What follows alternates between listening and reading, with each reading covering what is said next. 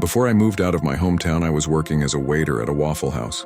I chose to work the third shift because it had the best hourly pay, and I brought in pretty good tips due to us being the only 24/7 diner in the entire town. It took me about a year to save up enough money to rent a place in the city and get out of the middle of nowhere. During that time, I saw quite a few things that still stick with me to this day. By and large, most of the customers I had were truckers and other random people traveling on the interstate in the middle of the night. The town was just a stopover point, not a destination. The locals consisted of farmers and ranchers from the surrounding area, and anyone like me who worked in the fast food and hotel chains clustered around the interstate exit. The final and yet most characteristic residents of that depressing cesspit of a town were the vagrants, hitchhikers, tweakers, and destitute opportunists, stranded there. They could be stuck for anywhere from a few days to several years, clinging to the parking lots and awnings, which were the only meager shelter for dozens of miles in any direction, panhandling for whatever they could until they got lucky enough to get a ride somewhere else. Really, the only stressful part of my job was dealing with these people. At first, I tried to be empathetic. After all, they are human. However, it didn't take long for me to end up like my usual coworker, the cook who had been there for 15 years and had seen just about everything. His name was Carl, and the only thing separating him from them was a steady position at the grill. Nobody ever got a chair thrown at them, as far as I know, but Carl was prone to throwing spatulas and other utensils at anyone who got on his bad side. I usually followed his lead based on his body language. He knew who was trouble and who wasn't. However, even with Carl as a reliable backup, things sometimes got out of hand. There was this one night that I'll never forget. I don't remember what day of the week it was, but all I know is that it had been unusually slow. It was around 4 in the morning when this guy walked in, and even I knew something wasn't right about him. He was wearing soiled clothes and a completely torn-up jacket, covered head to toe in dust, and he was in a completely panicked state of mind. The weird thing was that he said nothing as he ran past us, clutching his right arm to his chest, and immediately locked himself in the bathroom. Carl and I rolled our eyes at the same time. Here we go again, we thought. Although, I think we both had a feeling this wasn't a regular hobo bathroom emergency or a tweaker looking for a private place to do their thing. That's when I asked Carl that doesn't he kind of look familiar? He brushed it off at first, but then after a short conversation, we realized that he had been inside about 2 hours ago, desperately asking all the customers for rides. Eventually, we had to kick him out for being a disturbance. It seemed obvious that he hadn't had any luck getting a ride, but something else had happened to him too. I became worried. If that guy needed help, it would be a while before an ambulance could get to him, and even longer for them to take him to a hospital. Carl told me to take care of it, so I ran the check for the only customer we had in the store at the time and got them on their way. Then I took the bathroom keys and went to check on our stressed-out stranger. I knocked on the door pretty loudly and asked if everything was okay. There was a pause, and then finally a distraught voice answered me. "I think I'm really hurt, I just need a ride." Suddenly, I knew something was seriously wrong. The sound of his voice made the hairs on the back of my neck stand on end. I fumbled with the key ring as I told him I was about to open the door. "Sir, if you need help, I have to come in there," I shouted. "No," the stranger screamed. "You have to come get me." I stopped for a second, confused, but then I snapped out of it, shoved the key in the lock, and turned it. Then I opened the door to a terrifying sight. The bathroom was empty, completely empty. No injured man, no blood, no dust, just nothing. It was as clean as it had been since I last cleaned it. In fact, it even looked cleaner than that.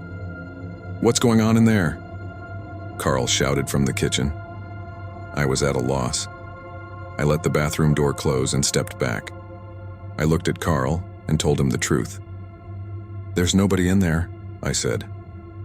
"Don't give me that," Carl shouted, storming over. "See for yourself." He barged through the bathroom door, and I saw him go blank, just like I did when he saw it, the impossible absence of a person. He turned around and looked inside the women's room too, but again, nothing. Nobody. In raw disbelief, we gathered ourselves behind the counter. We interrogated each other uselessly, thinking one of us must have let him slip by unnoticed. However, we both knew we had been on high alert since the second he came in.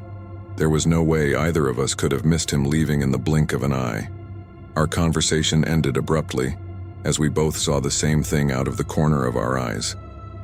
The stranger was somehow outside, looking at us through the window. He still had his right arm stuffed out of sight, but now, as we got a fuller look at his face than we ever wanted to, we saw that wasn't his only problem. His face was bloody, like he'd been hit with a brick. His nose was broken in two, his lip was split and missing a piece, revealing cracked and missing teeth. One of his eyes was completely swollen shut, but the one that was open was gushing blood. Carl and I didn't move a muscle. We didn't even breathe for a second. After a few horrible moments of realization, I finally thought to call 911, but as soon as the idea occurred to me, the man started to move. He turned to the side and began limping across the big front window. We watched him in silence as he made it all the way to the corner of the window, where it wrapped around to the other side. "What the hell?" I whispered, only for Carl to quickly shush me. It was at that moment that I saw Carl go pale and wide-eyed, which terrified me even more. Something about this man had gotten through Carl's defenses, and that meant we were not prepared. Before we could say anything else, we heard a crash from the back room. We both ran inside to search for the source of the noise. It was coming from the walk-in freezer. Someone was tearing things up and freaking out. Carl ran up there and threw open the door, and there he was, the guy. He had ripped open a box of burger patties and was clutching a handful of meat, pressing it to his right arm like an ice pack.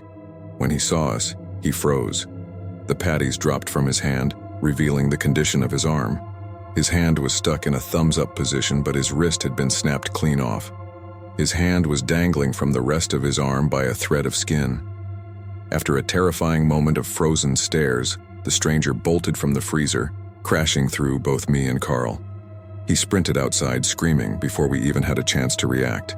I stumbled to my feet as Carl ran out to the dining area, locking the front doors and switching off all the lights. Then, he pushed me back into the back room and started yelling.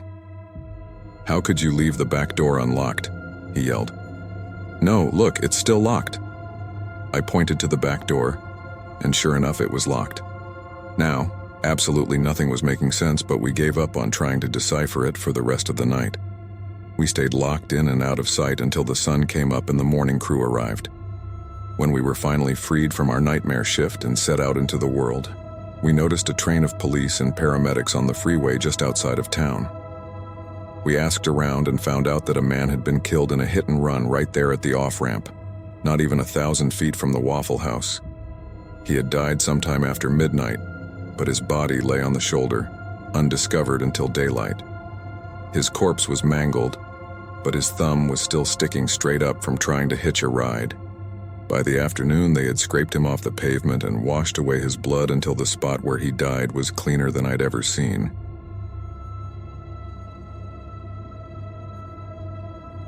For several years, I've worked at an office building in the center of town. It's an online news and journalism company, and I'm one of the web developers. My job is usually just to make sure all the articles launch on the website properly, and to ensure the site runs smoothly and stays up 24/7. Normally, we had an overnight worker, but he had recently quit, and so the company kind of forced me to fill in until they could find someone else. At first, I didn't mind. I mean, how bad could it be? But I learned pretty quickly that it was awful. I was the only one in the building working overnight. I had no one to talk to and really nothing to do. I just had to sit there by myself in a huge, empty office. On this night, I was lucky enough to have a small project to do. It wasn't much, just adding a page to the website, but it kept my mind occupied for about an hour. Once I finished, though, I was back to just sitting and waiting. Eventually, I got up, made a cup of coffee, and decided to take a walk around the building. I had never explored any of the other floors or rooms before, so I was both bored and curious. I stepped into the stairwell and walked up to the top floor. All the lights were off except for the one in the hallway. I walked down and casually looked into a few rooms, but there wasn't anything interesting, so I started walking back to the stairwell. Then a sound came from below me. It was a door squeaking open, or at least it sounded exactly like it. I knew nobody else was in the building with me, so a chill went through my body. I quickly calmed myself, though, and thought it was probably just a pipe in the walls or the building making some other sound. I walked back down to the 3rd floor and began walking down the hallway toward my room. But something caught my eye. A door to one of the other rooms was open. I don't know why, but I felt like I remembered all the doors being closed. I didn't know if this was my brain playing tricks on me or what, but for some reason, I just knew that door was closed. I walked over to it and looked into the room. It was a large office just like mine, with rows of cubicles in the middle. All the lights were off, so only the thin line of light from the hallway seeped into the room. "Hello? Is someone in there?" I called out, but my voice echoed through the hollow room with no reply. Another chill ran through me and I closed the door. Then, I went back to my office, sat at my desk, chugged my coffee and rubbed my eyes, trying to get my head together. I checked the time and it was a bit past 2 a.m., so I just had a few more hours to get through. I ended up scrolling through my emails and wasted another 10 minutes before I heard it again. That same exact sound, this time noticeably coming from somewhere on my floor. I stood up and with my heart racing now, I hurried to the door leading into the hallway. I opened it and looked out. That same door across the hallway was now open again. I felt my stomach tighten and my body go numb. Something was seriously wrong now. I decided there was no better time to leave than right then, as I wasn't going to risk looking around again. I stepped into the hallway and started hurrying toward the stairs. As I did, I heard a footstep behind me. I quickly glanced back. There was a woman standing in the hallway, not far from the office I'd just come from. She looked disheveled, with tangled, long, dark hair, and her eyes were wide open, making her look completely insane. I ran for the stairs and continued all the way down to the bottom floor. I heard her footsteps behind me for a second, but then it sounded like she stopped chasing me. I called the police once I felt I was safe. What's crazy is, I had eyes on the back door, and the main hallway camera could see the front door. But when the police showed up, they couldn't find her inside the building. None of the doors were unlocked or broken either, so how she got in or out is a mystery. For the next couple of weeks, the company hired an overnight security guard, but I was still terrified.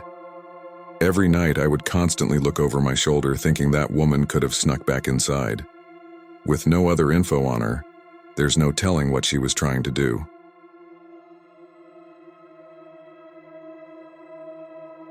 I work in the pro department of a home improvement company. I work the closing shift with another cashier who I'll call Nicole. Nicole is a really kind but quite timid cashier. She's also very pretty, so she has a lot of contractors hitting on her. It's usually not that worrisome, just a few compliments, maybe a dinner invite, which she'd politely decline. I'd probably ask her out as well if it wasn't for one detail. Nicole has a girlfriend. Being hit on by guys on a daily basis makes her rather uncomfortable. When we first met, I told her she ought to tell those guys about being gay, but she kept saying it wasn't any of their business, so she kept that part to herself. Nicole has become my best friend, and having another cashier there with you keeps things from getting lonely. We even cover for each other's lunch breaks. One day when I came back from lunch, Nicole started telling me about this rather creepy guy who was flirting with her. She said she politely turned him down, saying she was with someone already, and while he didn't seem happy, he did leave. I shrugged it off as nothing more than the usual horny guy and laughed it off. But later that day, the man came back. Nicole wasn't there as she had left to help a customer find some lumber, so it was just me. He looked rather normal, probably handsome to most women, but he acted off. After looking around the area, I asked him if I could help him with anything. "I'm here to see Nicole," he told me. I asked him how he knew her, and he said he had come in earlier and asked her out, to which she said yes, so he had come back to pick her up. I told him she had left for the day, a usual lie everyone tells to cover for their friends. His smile went away, and he started looking annoyed. He said he wanted to speak to Nicole and ask her out again, which contradicted what he had just told me about her accepting his previous invite. I told him he couldn't do that, which caused him to cross his arms and ask me why not. I'm not the best liar when it comes to making up excuses on the spot, but I didn't want to tell him Nicole was gay if she didn't want him to know it, so I just blurted out that Nicole was my fiancée. His annoyed look turned to confusion as he asked how someone as pretty as she is could go out with someone like me. I'm not Jason Momoa or anything, but I don't think I'm that bad looking. I told him it didn't matter and that she and I were getting married in a couple of months, so he needed to back off. He gave me a death stare but didn't say anything. After an awkward silence, he left. When Nicole got back, I told her what went down. She asked me to describe him, and after I did, she said that was the same guy who had come in before. She was a bit creeped out by what happened, but she found the fiancé excuse rather funny. She even stated she'd rather be engaged to me than go out with him, which I'm guessing was a compliment.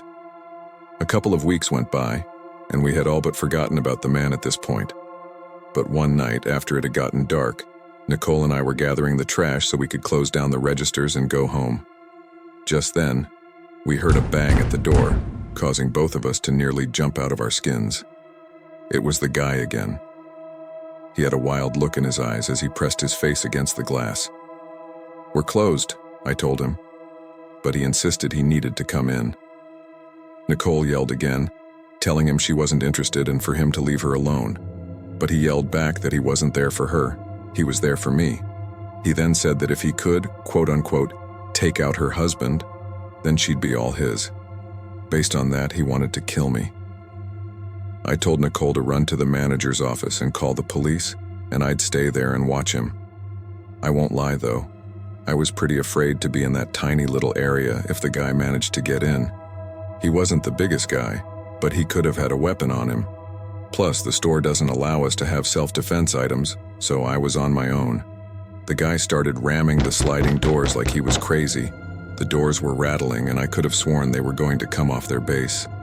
Just then, Nicole came running back around the corner with a 2x4 in her hand, yelling that the cops were on their way.